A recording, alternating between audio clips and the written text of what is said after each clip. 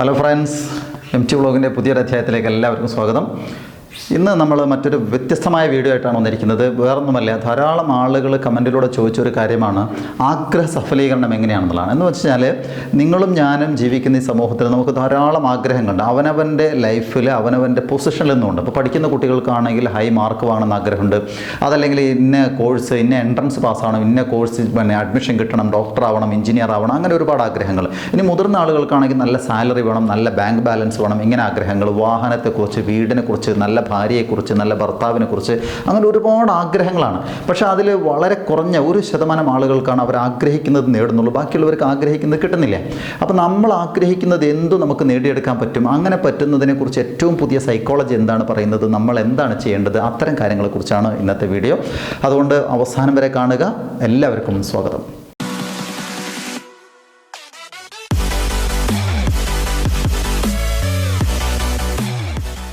അപ്പോൾ അതിൽ ആദ്യമേ പറയാനുള്ള സാധനം എന്ന് പറയുന്നത്, എന്ത് കാര്യത്തെക്കുറിച്ചാണ് നമ്മൾ അതിതീവ്രമായിട്ട് ആഗ്രഹിക്കുകയാണെങ്കിൽ അത് നേടിയെടുക്കാൻ പറ്റുമെന്നുള്ളതിന് ജീവിച്ചിരിക്കുന്ന, എനിക്ക് എൻ്റെ ജീവിതം കൊണ്ട് തന്നെ തെളിവുണ്ട്, ചുറ്റുവട്ടത്ത് കണ്ട ധാരാളം തെളിവുകളുമുണ്ട്. നമ്മൾ ആഗ്രഹിക്കുന്നത് അതിതീവ്രമാണെങ്കിൽ അത് നല്ലതും നേടിയെടുക്കാൻ പറ്റും, ചീത്ത എന്ന് പറയുന്നത് നമ്മൾ മോശമായ ഒരു കാര്യം അതിതീവ്രമായിട്ട് ഇങ്ങനെ ചിന്തിച്ചുകൊണ്ടിരിക്കുകയാണെങ്കിൽ അത് തന്നെയാണ് സംഭവിക്കുക.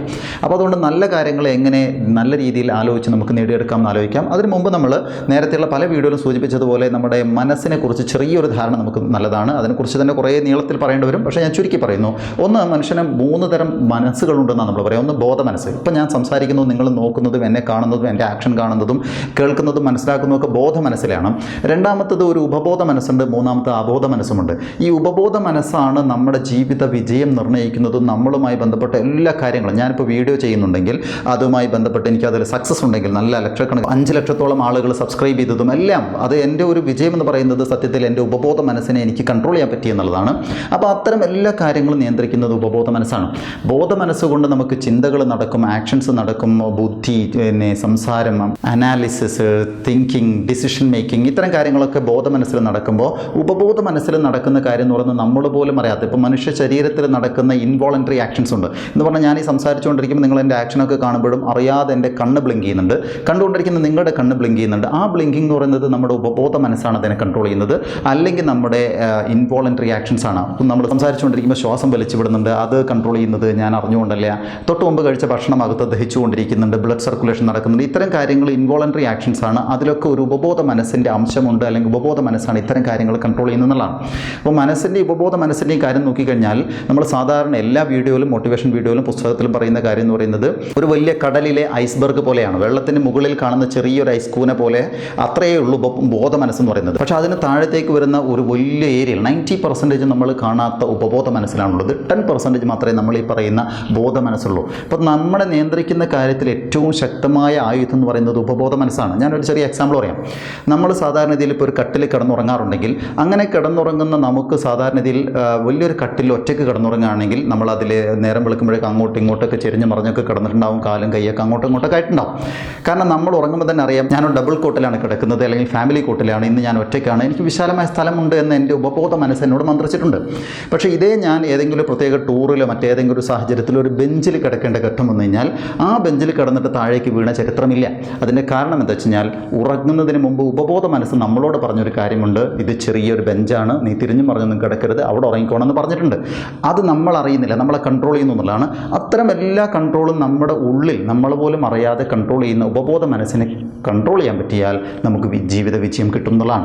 അതെങ്ങനെ കൺട്രോൾ ചെയ്യാമെന്ന് നോക്കാം. എന്ന് പറഞ്ഞാൽ മനുഷ്യ മനസ്സിനെ നമുക്ക് ശരിക്കും മെരുക്കിയെടുക്കുക, അല്ലെങ്കിൽ നമുക്കതിനെ ട്രെയിൻ ചെയ്തെടുക്കുക, നല്ല രീതിയിൽ ട്രെയിൻ ചെയ്തെടുക്കാം, നല്ല രീതിയിൽ എക്സസൈസ് കൊടുക്കാം. ശാരീരികമായ എക്സസൈസുമായി ബന്ധപ്പെട്ട് നമുക്ക് കണക്ട് ചെയ്ത് പറഞ്ഞു കഴിഞ്ഞാൽ, ചില ആളുകൾ കൃത്യമായിട്ട് റെഗുലറായിട്ട് എക്സസൈസ് ചെയ്യുന്നു, ജിമ്മിൽ പോകുന്നു. അത്തരം ആളുകളുടെ ബോഡി നല്ല ഫിറ്റായിരിക്കും, നന്നായിട്ട് ബോഡി ബിൽഡ് ചെയ്തിട്ടുണ്ടാവാം. പക്ഷേ വേറെ ചില ആളുകൾ നമ്മൾ നോക്കുക, എനിക്ക് ബോഡി ഫിറ്റ് ആവണം, എൻ്റെ വയറ് ചാടിയിട്ടാണുള്ളത്, ശരീരമൊക്കെ ബൾക്കിയാണ്, അതുകൊണ്ട് എനിക്കൊന്ന് ജിമ്മിന് പോകണം, രാവിലെ എഴുന്നേൽക്കണം, രാവിലെ ഓടണം, നടക്കണം എന്നൊക്കെ തീരുമാനിക്കും. പക്ഷേ 1-2 ദിവസം ചെയ്യും, പിന്നെ അത് ചെയ്യില്ല. അപ്പോൾ അങ്ങനെയുള്ള ആളുകൾക്ക് അതിൻ്റെ ഫലമുണ്ടാവില്ല.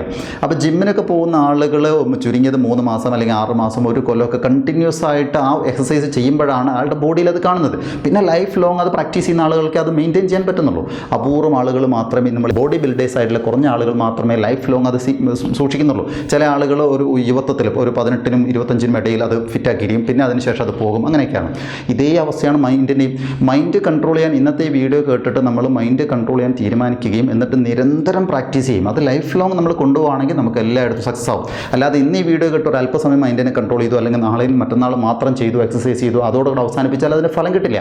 സോ ഒരു ലോങ് പ്രോസസ്സായിട്ട് മനസ്സിൽ കാണുകയും നിങ്ങളത് വിജയം ഉറപ്പാണെന്ന് വിശ്വസിക്കുകയും ചെയ്തു കഴിഞ്ഞാൽ യു വിൽ സക്സീഡ്. ഞാൻ ആദ്യം സൂചിപ്പിച്ചതുപോലെ ധാരാളം ആഗ്രഹങ്ങളുണ്ട്. ഈ ആഗ്രഹങ്ങൾ വാഹനം വാങ്ങാൻ ആഗ്രഹിക്കുന്നത്, കല്യാണം കഴിക്കാൻ ആഗ്രഹിക്കുന്നത്, വീട് വെക്കാനൊക്കെ ആഗ്രഹിക്കുന്നു. ഇത്തരം ആഗ്രഹങ്ങൾ പോലെ നെഗറ്റീവ് ചിന്തകളും മനസ്സിനെ വല്ലാതെ മതിക്കുന്നുണ്ടെങ്കിൽ, ഇപ്പം എൻ്റെ അടുത്ത് തന്നെ ധാരാളം ആളുകൾ കമൻറ്റ് ചെയ്തതും കോൾ ചെയ്തതും വാട്സപ്പിൽ വന്നതും എന്ന് പറയുന്നത് എനിക്ക് ഭയങ്കര മരണഭയമാണ്, രാത്രി ഉറങ്ങുമ്പോൾ നേരം വെളുക്കുമ്പോൾ എഴുന്നേൽക്കില്ല എന്ന് തോന്നലാണ്, കല്യാണം കഴിക്കുന്നതിന് മുമ്പ് കല്യാണ ആലോചന നടക്കുമ്പോൾ തന്നെ എൻ്റെ കല്യാണം അധികം മുന്നോട്ട് പോകില്ല, ഡൈവോഴ്സായി പോകുന്നു തോന്നുക, യാത്ര ചെയ്യാൻ പേടി, യാത്ര ചെയ്യുമ്പോൾ ആക്സിഡൻ്റായിട്ട് മരിച്ചു പോകുന്നു തോന്നുക, ഇത് തന്നെ മനസ്സിനെ ആവർത്തിച്ചുകൊണ്ടിരിക്കുന്നുള്ളതാണ്. അത്തരം ആളുകൾക്ക് ഇതൊക്കെ സംഭവിച്ചിട്ടുണ്ട്. അപ്പോൾ അത്തരം ചിന്തകൾ ഏത് ചിന്തയാണോ ആ ചിന്തയാണ് സംഭവിക്കുന്നത്. നമ്മൾ ചിന്തിക്കുന്നത് സംഭവിക്കുന്നു എന്നതാണ് സത്യമായിട്ട് നമ്മൾ മനസ്സിലാക്കേണ്ടത്. മറ്റൊരു വിചിത്രമായ കാര്യം എന്ന് പറയുന്നത്, ഹോസ്പിറ്റലിൽ എത്തുന്ന രോഗികൾ എന്ന് പറഞ്ഞാൽ ശരിക്കും ഫിസിക്കലി ഇല്ലായിരിക്കും. എന്ന് പറഞ്ഞാൽ വയറ് വേദനയുണ്ട്, തലവേദനയുണ്ട്, കൈവേദനയുണ്ട്, കാൽമുട്ട് വേദനയുണ്ട്, ഇങ്ങനെ വേദനകൾ അതിന് ഫിസിക്കൽ റീസണേക്കാൾ കൂടുതലും മാനസികമായിട്ട് അങ്ങനെ തോന്നിയത് കൊണ്ടാണ്, രോഗഭയമാണ് രോഗമുണ്ടാകുന്നതിന് കാരണമെന്നാണ് പുതിയ എല്ലാ സർവേകളും പറയുന്നത്. രോഗഭയം, എനിക്കതുണ്ടോ ഇപ്പോൾ ക്യാൻസർ ഉണ്ടോ എന്ന് ഇടയ്ക്കിടയ്ക്കേ ചിന്തിച്ചുകൊണ്ടിരുന്നാൽ അയാൾക്ക് ക്യാൻസർ വരുന്നതാണ്. എനിക്ക് മറ്റെന്തെങ്കിലും അസുഖം ഉണ്ടോ എന്ന് ഇങ്ങനെ ഒരുപാട് തവണ ആലോചിച്ച് കഴിഞ്ഞാൽ അയാൾക്കത് വരാൻ സാധ്യതയുണ്ടെന്നുള്ളതാണ്. അത് എന്താ കാര്യം എന്ന് വെച്ച് കഴിഞ്ഞാൽ, നമുക്ക് വേറൊരു എക്സാമ്പിൾ കൂടെ പറയാം. നമ്മളിപ്പോൾ ഒരു വഴിയിലൂടെ നടന്നു പോകുന്ന ഒരു കാടിലൂടെ നടക്കുക എന്ന് പറഞ്ഞാൽ, സ്ഥിരമായിട്ടൊരു ടീം ഒരു വഴിക്ക് ഇങ്ങനെ നടന്നു പോയാൽ ആ നടന്ന വഴിക്ക് ഒരു ചാലുണ്ടാവും. ആ ചാലുണ്ടായി കഴിഞ്ഞാൽ പിന്നെ ഒരു തലമുറയിൽ അടുത്തൊരു ടീം വരുമ്പോൾ ആ വഴിക്കേ നടക്കും, അല്ലാതെ വഴിയില്ലാതെ കാടിലൂടെ നടക്കില്ല. ആ വഴി ഒരു ചാൽ ക്രിയേറ്റ് ചെയ്യപ്പെടുന്നു. അതുപോലെ തിങ്കിങ് പ്രോസസ്സിലും അങ്ങനെ ഒരു ചാലുണ്ടാവുക എന്നൊരു പ്രോസസ്സ് നടക്കുന്നു എന്നുള്ളതാണ്. ഒരു തവണയും നമ്മൾ ചിന്തിച്ച അതേ ചിന്ത തന്നെയാണ് വീണ്ടും അവിടെ ഒരു ചാല് ക്രിയേറ്റ് ചെയ്യപ്പെടുന്നു എന്നുള്ളതാണ്. നല്ല എക്സാമ്പിൾ പറഞ്ഞാൽ, എൻ്റെ ജീവിതത്തിൽ ഞാൻ എപ്പോഴെങ്കിലും വല്ലാതെ കുടുങ്ങിയ ഒരു ടൗണിൽ കുടുങ്ങിപ്പോയി, കയ്യിൽ ക്യാഷ് ഇല്ലാതെ ഇങ്ങനെ നിന്ന്, ആ സമയത്താണ് പെട്ടെന്ന് എന്നെ ഒരാൾ സഹായിക്കുന്നത്. അങ്ങനെ സഹായിച്ചു, ഞാൻ ആ സഹായം സ്വീകരിച്ചു. പിന്നീട് ഒരു 6 മാസം കഴിഞ്ഞോ 1 കൊല്ലം കഴിഞ്ഞോ 10 വർഷം കഴിഞ്ഞിട്ടോ ഇതേ ഇൻസിഡൻറ്റ് എനിക്ക് വീണ്ടും ഉണ്ടായാൽ എൻ്റെ മനസ്സിൽ ആദ്യം ഓർമ്മ വരുന്നത് ഈ സഹായിച്ച ആളാണ്. ഇനി എപ്പോഴെങ്കിലും ഞാൻ ഒരാളോട് ഒരു 1000 രൂപ കടം വാങ്ങിക്കുന്നു, അങ്ങനെ കടം വാങ്ങി ചോദിച്ച ഉടനെ എനിക്ക് തന്നു, അങ്ങനെ തന്നിട്ടുണ്ടെങ്കിൽ പിന്നീട് ഒരിക്കലും എനിക്ക് സാമ്പത്തിക ബുദ്ധിമുട്ടുണ്ടാകുമ്പോൾ എൻ്റെ മനസ്സിൽ ആദ്യം വരുന്നത് ഇദ്ദേഹത്തിൻ്റെ മനസ്സാണ്, ഇദ്ദേഹത്തിൻ്റെ മുഖമാണ്. എന്ന് പറഞ്ഞാൽ നമ്മൾ എന്താണോ ഒരിക്കൽ ചിന്തിച്ച് വെച്ചത് അതേ പാത്തിൽ ഒരു ചാല് ക്രിയേറ്റ് ചെയ്യപ്പെടുന്നു. അത് ആവർത്തിച്ച് ചിന്തിച്ച് കഴിഞ്ഞാൽ അത് തന്നെ സംഭവിക്കുകയും ചെയ്യുന്നതാണ്. അതുകൊണ്ട് നമ്മുടെ വേ ഓഫ് തിങ്കിങ് പാറ്റേണിനെ കുറിച്ച് വളരെ കൃത്യമായിട്ട് നമ്മൾ നല്ല ധാരണ ഉണ്ടാവേണ്ടതാണ്. ബോധ മനസ്സിൽ നമ്മൾ എന്തെങ്കിലും ഒന്ന് ആലോചിച്ച് കഴിഞ്ഞാൽ, ചിന്തിച്ച് കഴിഞ്ഞാൽ അത് നമ്മൾ പോലും അറിയാതെ ഉപബോധ മനസ്സിലേക്ക് കോപ്പി ചെയ്യപ്പെടുന്നു. അതാണ് അതിൻ്റെ കാരണം എന്ന് പറയുന്നത്. ധാരാളം എക്സാമ്പിൾ പറയാണ്ട്, വീഡിയോൻ്റെ ലെങ്ത് ഉള്ളതിനെ ചുരുക്കുന്നു. എന്നാൽ ഒരു കാര്യം പറയാം, നമ്മളിപ്പോൾ അത്യാവശ്യം ക്യാഷ് ആയിട്ട് എനിക്കൊരു മൊബൈൽ വേണമെന്ന് ആഗ്രഹിക്കുകയാണ്. അങ്ങനെ മൊബൈൽ ഞാനൊരു ആപ്പിൾ വാങ്ങിക്കണം എന്ന് ആഗ്രഹിക്കുന്നു, ആപ്പിൾ 10 വാങ്ങിക്കണം, അല്ലെങ്കിൽ ഞാനൊരു വാഹനം വാങ്ങിക്കാൻ ഒരു മാരുതി സ്വിഫ്റ്റ് വാങ്ങിക്കണം എന്ന് ആഗ്രഹിക്കുന്നു, അല്ലെങ്കിൽ ഞാനൊരു വീട് ഒരു പ്രത്യേക മോഡൽ കണ്ടിട്ട് അത് വേണമെന്ന് ആഗ്രഹിച്ചു കഴിഞ്ഞാൽ, പിന്നീട് നമ്മൾ എപ്പോഴും പുറത്തേക്ക് ഇറങ്ങിയാൽ, ഞാൻ മാരുതി സ്വിഫ്റ്റ് വാങ്ങണം എന്ന് ആലോചിച്ചിട്ട് റോട്ടിലേക്ക് ഇറങ്ങിയാൽ പിന്നെ എൻ്റെ കണ്ണിൽ കാണുന്നതൊക്കെ മാരുതി സ്വിഫ്റ്റ് ആയിരിക്കും. അതുപോലെ ഞാനൊരു മൊബൈൽ ആഗ്രഹിച്ചു കഴിഞ്ഞാൽ പിന്നെ ആ മൊബൈലാണ് ഞാൻ എല്ലാവരുടെ കയ്യിലും കാണുക. ഒരു വീട് പണി നടക്കുന്ന ആളുകൾ, ഏറ്റവും നല്ല എക്സാമ്പിളാണ്, മുതിർന്ന ആളുകൾക്കറിയാം. വീട് പണി നടന്നുകൊണ്ടിരിക്കുന്ന ആളുകളെ സംബന്ധിച്ചിടത്തോളം പിന്നെ യാത്രയിലൊക്കെ ഓരോ വീടിൻ്റെ മോഡൽ, ആ വീടിലെ ടൈല്, ആ വീടിൻ്റെ പെയിൻറ്റ്, ആ വീടിൻ്റെ ഇൻ്റർലോക്ക് മുതൽ എല്ലാ കാര്യങ്ങളും, ഫർണിച്ചറൊക്കെ നമ്മളിങ്ങനെ നോട്ട് ചെയ്തുകൊണ്ടിരിക്കും. എന്ന് പറഞ്ഞാൽ നമ്മൾ ചിന്തിച്ചതിലേക്ക് ആകർഷിച്ചുകൊണ്ടേയിരിക്കുക എന്നുള്ളതാണ്. സോ സ്ട്രോങ് ഡിസയർ ഉണ്ടെങ്കിൽ ലോകം മുഴുവൻ അതിനുവേണ്ടി കോൺസ്പയർ ചെയ്യും, നമ്മൾ അതിലേക്ക് ആകർഷിക്കും, അല്ലെങ്കിൽ നമ്മൾ അതിനെ ഇങ്ങോട്ട് ആകർഷിക്കും എന്നുള്ളതാണ്. ഒരു വലിയ ലോ ഓഫ് അട്രാക്ഷനാണ് അവിടെ വർക്ക് ചെയ്യുന്നത്. അതുകൊണ്ട് ചിന്താധാരയാണ് ശരിപ്പെടുത്തേണ്ടത്. അപ്പോൾ പറഞ്ഞു വരുന്ന കാര്യം എന്ന് പറയുന്നത്, നമ്മുടെ ഉപബോധ മനസ്സിനെ കൺട്രോൾ ചെയ്ത് ആ ഉപബോധ മനസ്സിൽ നമ്മൾ എന്താണോ അഫർമേഷൻ കൊടുക്കുന്നത്, നമ്മൾ പഠിപ്പിച്ചു കൊടുക്കുന്നത്, ആ സംഭവം നടന്നിരിക്കും എന്നുള്ളത് ഉറപ്പാണ്. അപ്പോൾ അതുകൊണ്ട് അതിനുവേണ്ടി നമ്മൾ ചെയ്യേണ്ടത്, നമ്മുടെ ഉപബോധ മനസ്സ് ഏറ്റവും ആക്റ്റീവായിട്ടിരിക്കുന്ന 2 സമയങ്ങൾ എന്ന് പറയുന്നത്, ഒന്ന് ഉറങ്ങുന്നതിന് തൊട്ട് മുമ്പാണ്. മനുഷ്യനെ എല്ലാ ദിവസവും രാത്രി ഉറങ്ങുന്നതിന് തൊട്ട് മുമ്പുള്ള ഒരു 1 അവർ എന്ന് പറയുന്നത് നമ്മുടെ ഉപബോധ മനസ്സ് ഏറ്റവും ആക്റ്റീവായിരിക്കും. അതുപോലെ ഉറങ്ങി എഴുന്നേറ്റ ഉടനെയുമാണ് നമ്മുടെ ഉപബോധ മനസ്സ് ഏറ്റവും ആക്റ്റീവായിട്ടിരിക്കുക. ആ സമയത്ത് നമ്മുടെ ഉപബോധ മനസ്സിനെ നമ്മൾ എന്ത് പറഞ്ഞ് പഠിപ്പിക്കുന്നോ അത് തന്നെ സംഭവിക്കുന്നുള്ളതാണ്. അപ്പോൾ അതിനുവേണ്ടി നമ്മൾ സാധാരണ ചെയ്യേണ്ടത്, നമ്മൾ എന്താണോ ആഗ്രഹിക്കുന്നത്, നിങ്ങളൊരു പരീക്ഷണം എന്നുള്ള രീതിയിൽ, എൻ്റെ വീഡിയോ കാണുന്ന എന്നെ സ്നേഹിക്കുന്ന ആളുകൾ, നിങ്ങളൊരു പരീക്ഷണം എന്നുള്ള രീതിയിൽ ജീവിതത്തിൽ ചെയ്തു നോക്കാം. നിങ്ങൾ ആഗ്രഹിക്കുന്ന ഒരു ചെറിയ കാര്യമെങ്കിലും അടുത്ത 3 മാസത്തേക്ക് 100% സക്സസ് ആയിരിക്കും. അതുകൊണ്ട് ഞാൻ പറയുന്നത്, 3 മാസത്തേക്ക് ഞാൻ ഈ പറയുന്ന പോലെ ചെയ്യുകയാണെങ്കിൽ യു വിൽ സക്സീഡ്, ഒരു സംശയമില്ലാതെ വിജയിക്കുന്നുള്ളതാണ്. അതെന്തായാലും നിങ്ങൾക്ക് നടക്കില്ല എന്ന് തോന്നുന്ന കാര്യമാണെങ്കിൽ പോലും, നടക്കില്ല എന്ന് പറയുന്നത് ലോകത്തൊരിക്കലും നടക്കാത്ത, എനിക്ക് അമേരിക്കൻ പ്രസിഡന്റ് ആവണം എന്നൊന്നും ആഗ്രഹിച്ചേക്കരുത്. നമുക്ക് കിട്ടാൻ സാധ്യതയുള്ള, എൻ്റെ ആഗ്രഹം എന്ന് പറയുന്നത് എനിക്ക് ഡോക്ടറാവണം, അത് ഒരു ലോങ് ടേമിലാണ്. ഇനിയല്ല ചെറിയ ടേമിലാണ്, എനിക്കൊരു മൊബൈൽ വാങ്ങിക്കണം, അല്ലെങ്കിൽ എനിക്കൊരു കാർ വാങ്ങിക്കണം, ബൈക്ക് വാങ്ങിക്കണം, അങ്ങനെ എന്തെങ്കിലും സാധ്യതയുള്ള ഒരു സാധനത്തെക്കുറിച്ച് ആഗ്രഹിക്കുകയും, ആ ആഗ്രഹത്തിൻ്റെ സാഹചര്യങ്ങളൊന്നുമില്ല, ഇപ്പം എൻ്റെ കയ്യിൽ 10 പൈസ ഇല്ല, പക്ഷേ എനിക്കൊരു കാർ വേണമെന്ന് ആഗ്രഹിക്കുകയും അതിനുവേണ്ടി കുറഞ്ഞ കാലം എന്തായാലും നമ്മൾ നന്നായിട്ട് ശ്രമിക്കുകയും ചെയ്താൽ അത് കിട്ടുന്നുള്ളതാണ്. അപ്പോൾ അതിനുവേണ്ടി നിങ്ങൾ ചെയ്യേണ്ടത് രാത്രി ഉറങ്ങുന്നതിന് മുമ്പ് ഉപബോധ മനസ്സ് ആക്റ്റീവായിരിക്കുന്ന ആ സമയത്ത് അഫർമേഷൻ, സെൽഫ് അഫർമേഷൻ കൊടുക്കുകയാണ്. പക്ഷേ അതൊക്കെ നമ്മൾ പലപ്പോഴും കേട്ടിലാണെങ്കിൽ ഇതിലൊരു 3 കാര്യങ്ങൾ വളരെ ശ്രദ്ധിക്കുക. ഒന്ന്, നമ്മൾ എന്താണോ വേണ്ടത് അത് ഫീൽ ചെയ്യുക എന്നുള്ളതാണ്. അത് ഫീൽ ചെയ്യുക എന്ന് പറഞ്ഞാൽ പ്രസൻറ്റ് ടെൻസിൽ നമ്മളത് കാണണം. ഇപ്പോൾ എനിക്കൊരു കാർ വേണമെന്നാണ് ആഗ്രഹിക്കുന്നതെങ്കിൽ ആ കാർ ഞാൻ വാങ്ങിച്ചിട്ടുണ്ട്, അതിൻ്റെ താക്കോൽ ഇന്ന സ്ഥലത്താണ് വെക്കുന്നത്, ഇന്ന കളറാണ്, അത് രാവിലെ ഞാൻ സ്റ്റാർട്ട് ചെയ്യുന്നു, അതിൻ്റെ സെൻട്രൽ ലോക്കാണ്, അല്ല അത്തരം കാര്യങ്ങൾ ഇങ്ങനെ ആലോചിക്കാം.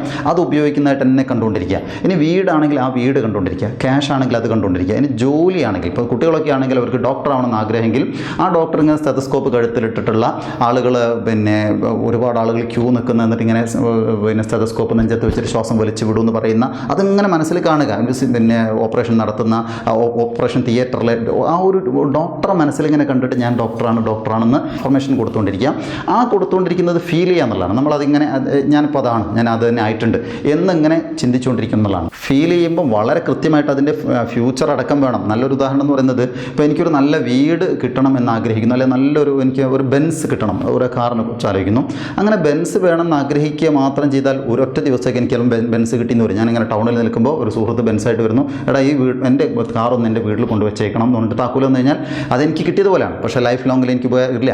അതുപോലെ ഇപ്പം എനിക്കൊരു ബാങ്ക് ബാലൻസ് 10 ലക്ഷം രൂപ വേണമെന്ന് ആഗ്രഹിക്കുകയാണ്. 10 ലക്ഷം രൂപ എൻ്റെ ബാങ്കിൽ വരണം എന്ന് ആഗ്രഹിച്ചതിൻ്റെ പിറ്റേ ദിവസം തന്നെ അല്ലെങ്കിൽ ഒരു മാസം കഴിയുമ്പോൾ എൻ്റെ ബാങ്കിൽ 10 ലക്ഷം വന്നേക്കാം. പക്ഷേ അതെൻ്റെ ഒരു സുഹൃത്ത് ഗൾഫിൽ നിന്ന് എൻ്റെ ബാങ്കിലിടാണ്, അത് എന്നോട് വിഡ്രോ ചെയ്തിട്ട് സുഹൃത്തിന് കൊടുക്കാൻ വേണ്ടി പറയാണ്. അപ്പോൾ നമ്മുടെ ക്യാഷല്ല. അപ്പോൾ നമ്മൾക്ക് കിട്ടിയെന്ന് നമ്മൾ തന്നെ അത് യൂസ് ചെയ്യുന്നു എന്നുള്ളതും കൂടെ നമ്മൾ ഫീൽ ചെയ്യുന്നുള്ളതാണ് വളരെ പ്രധാനപ്പെട്ട കാര്യം. അപ്പോൾ അതുകൊണ്ട് നമ്മൾ നന്നായിട്ട് ഫീൽ ചെയ്യണം, അത് നമ്മൾ അനുഭവിക്കണം, പിന്നെ അതിനെക്കുറിച്ച് നല്ല ചിന്തയുണ്ടാവണം. മൂന്നാമത്തത്, ഇതൊക്കെ പറഞ്ഞാലും വെറുതെ ചിന്തിച്ചുകൊണ്ട് വീട്ടിലിരുന്ന കാര്യം നടക്കില്ല. ആക്ഷനാണ് വളരെ പ്രധാനം. നമുക്ക് എന്താണോ വേണ്ടത് അതുമായി ബന്ധപ്പെട്ട് ചെയ്യാനുള്ളൂ. ഇപ്പോൾ പരീക്ഷയ്ക്ക് ഹൈ മാർക്ക് വേണമെന്ന് ആഗ്രഹിക്കുകയും എല്ലാ ദിവസവും ഉറങ്ങുന്നതിന് മുമ്പ് അത് ഒരുപാട് തവണ പറഞ്ഞാൽ മാത്രം കിട്ടില്ല. അത് മനസ്സിനെ കൊണ്ട് പറഞ്ഞ് പഠിപ്പിച്ചിട്ട് എനിക്ക് +2 റിസൾട്ട് വരുന്നു, SSLC റിസൾട്ട് വരുന്നു, ഫുൾ A+ കിട്ടുന്നു, ഫുൾ A+ കിട്ടിയിട്ട് നാട്ടിലൊക്കെ സ്വീകരണം നടക്കുന്നു, അവിടെ നിന്ന് എനിക്ക് മെമൻറ്റോസ് കിട്ടുന്നു, എനിക്ക് അവിടെ നിന്ന് അവാർഡ് കിട്ടുന്നു, എനിക്ക് ആ ക്ലബ്ബ് അവാർഡ് തരുന്നു. ഇങ്ങനെ ഓരോ കാര്യങ്ങൾ സ്വപ്നമായി മനസ്സിലിങ്ങനെ കണ്ടുകൊണ്ടിരിക്കുക. അങ്ങനെ കണ്ടുകൊണ്ടിരിക്കുന്നതോടൊപ്പം നമ്മൾ പുസ്തകം എടുത്ത് പഠിക്കാൻ നോക്കുമ്പോൾ ഓട്ടോമാറ്റിക്കലി പഠിക്കാൻ കഴിയുന്നതാണ്.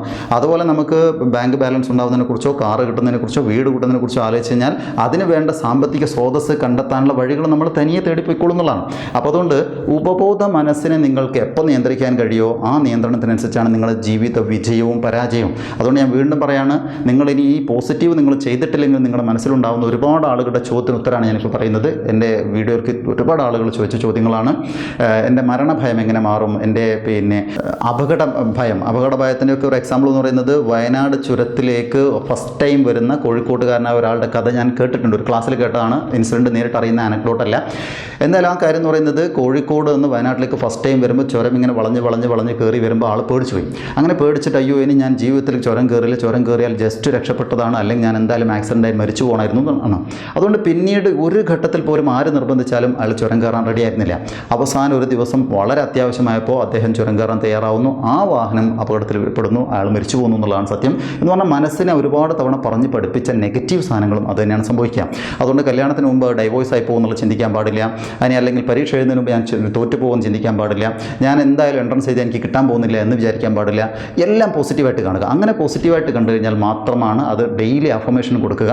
ആ ചിന്തയുടെ തോതിൻ്റെ ഒരു ലെവലുണ്ട്. വെറുതെ എന്തെങ്കിലും ചിന്തിച്ചുകൊണ്ട് പോസിറ്റീവ് ചിന്തിച്ചാലും നെഗറ്റീവ് ചിന്തിച്ചാലും ഒന്നും സംഭവിക്കില്ല. ആ ചിന്തയുടെ തീവ്രത ഒരു പ്രോക്സിമൽ ഡെവലപ്മെൻറ്റിൽ എത്തണം. ഒരു പ്രത്യേക സ്ഥലത്തിൻ്റെ മേലേക്ക് പോകുമ്പോഴാണ് ആ ആക്ഷൻ നടക്കുക എന്നുള്ളതാണ്. അതുകൊണ്ട് ചിന്തയുടെ തീവ്രത കൂട്ടിക്കൊണ്ടേയിരിക്കുക, നെഗറ്റീവ് ചിന്തയുടെ തീവ്രത കുറച്ചുകൊണ്ടേയിരിക്കുക. ഇന്നത്തെ വീഡിയോയിൽ സന്ദേശമായിട്ട് എനിക്ക് പറയാനുള്ള കാര്യം ഇതാണ്. അതുകൊണ്ട് ഞാൻ സാധാരണ പറയാറുള്ളത് പോലെ എൻ്റെ വീഡിയോ നിങ്ങൾ ആദ്യമായിട്ടാണ് ഈ ചാനലിൽ നിന്ന് കാണുന്നതെങ്കിൽ തൊട്ട് താഴെ സബ്സ്ക്രൈബ് എന്ന് ചുവന്ന അക്ഷരത്തിലാണെങ്കിൽ ഒന്ന് ക്ലിക്ക് ചെയ്ത് സബ്സ്ക്രൈബ് ചെയ്യുക, തൊട്ടടുത്ത് ബെല്ലൈക്കൺ അമർത്തുക. അങ്ങനെയാണെങ്കിൽ ഞാൻ അപ്ലോഡ് ചെയ്യുന്ന ഇതുപോലുള്ള നല്ല ധാരാളം വീഡിയോസ് അതൊക്കെ നിങ്ങൾക്ക് അപ്പോൾ തന്നെ നോട്ടിഫിക്കേഷനായിട്ട് ലഭിക്കും. ഞാൻ മുമ്പ് അപ്ലോഡ് ചെയ്ത 100 വീഡിയോസ് ഉണ്ട്. അതിൻ്റെ ലിങ്കുകൾ നിങ്ങൾക്ക് ആവശ്യമുണ്ടെങ്കിൽ വാട്സപ്പിൽ കോൺടാക്ട് ചെയ്യുക, ഞാൻ എല്ലാം സെൻഡ് ചെയ്ത് തരുന്നതാണ്. നേരത്തെ അപ്ലോഡ് ചെയ്ത 2 വീഡിയോകൾ സ്ക്രീനിൽ കാണിക്കുന്നു, അതുകൂടെ നിങ്ങൾ കാണുക, ഇഷ്ടപ്പെട്ടാൽ ഷെയർ ചെയ്യുക. മറ്റൊരു വീഡിയോയിൽ വീണ്ടും കാണാം. അതുവരേക്കും നിർത്തുന്നു. സ്നേഹപൂർവ്വം ഞാൻ മുജീബ് MT വ്ളോഗ്.